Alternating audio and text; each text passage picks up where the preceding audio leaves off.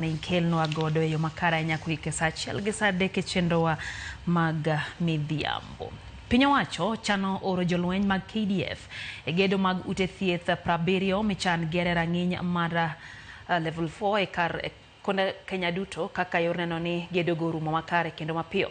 KDF yande ogero osiptal ma Sugu kuom thuolo mar dweche 11 ka chenro mag gedo mamoko 75 dhi nyime Thurka. E kinde no jagoro mongere migao mar lweny Patrick Mariru olero ni Governor Patrick Ole Ntutu bende dhi lando ne jodak ma Cheluget kaka gidhi yudo oboke mag rachit bedo kod oboke mag lope e kinde mag gedo mag ndara moingo kilomita 100 hedhi Konge.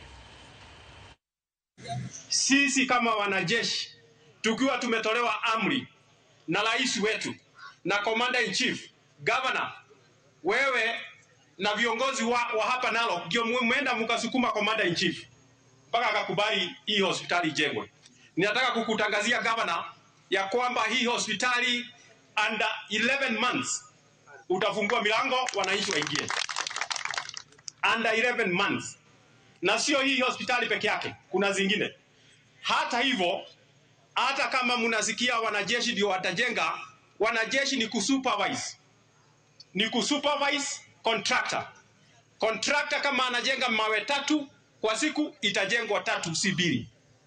Contractor kama anatengeneza ukuta wa mita 10, itakuwa mita 10 sio mita 9. It is as clear as that.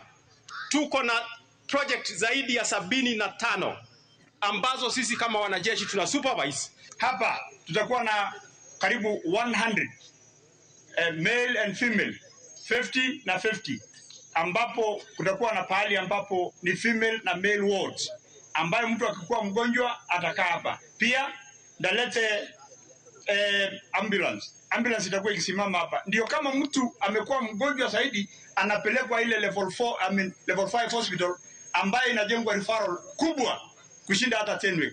Na ni Mheshimiwa Rais ndiye ananisaidia. Hawa jeshi ambao mnaona hapa, hawa ndio wanajenga pia hiyo level 4.